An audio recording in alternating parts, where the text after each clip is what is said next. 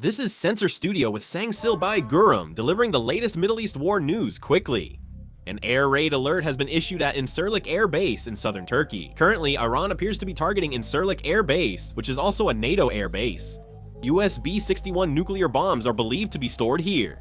A ballistic missile has been detected in southern Turkey. This is footage taken from the southern region of Turkey, showing a ballistic missile being intercepted. It appears that an Iranian ballistic missile was intercepted just before impact in southern Turkey, and debris seems to have fallen. There have been concentrated airstrikes on Tehran. Avaz, located in the southwest, was also partially bombed early this morning. Arak and Tehran in the central region, Kashan in the south, and some areas in the southern suburbs of Tehran were also bombed. This is the eastern part of Tehran, which is under airstrike. This is the southern part of Tehran, where Israeli and US forces have continued their airstrikes, resulting in a large fire. This is Karaj, Iran, a city located west of Tehran. It suffered heavy damage from Israeli airstrikes. Israel's public broadcaster Kan News reported that 30 people were injured in an Iranian airstrike in Zarzir, northern Israel. This is the scene in Israel after the airstrike. Iran's Islamic Revolutionary Guard Corps Aerospace Force commander said Israel's Leviathan gas field and Paris are their targets.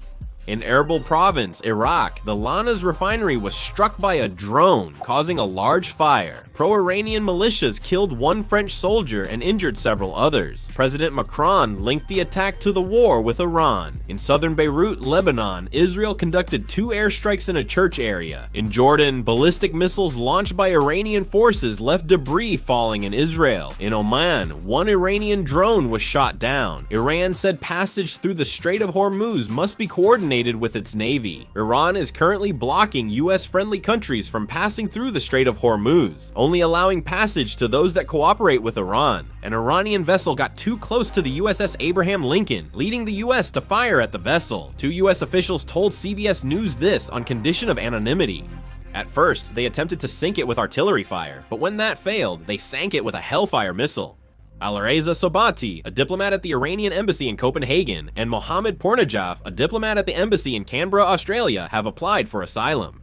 According to an RT report, the crashed aerial refueling aircraft was brought down by an Iran-backed militia in Iraq. The Islamic Revolutionary Guard Corps stated that the crash was caused by an Iran-backed militia in Iraq, resulting in the deaths of 6 US soldiers.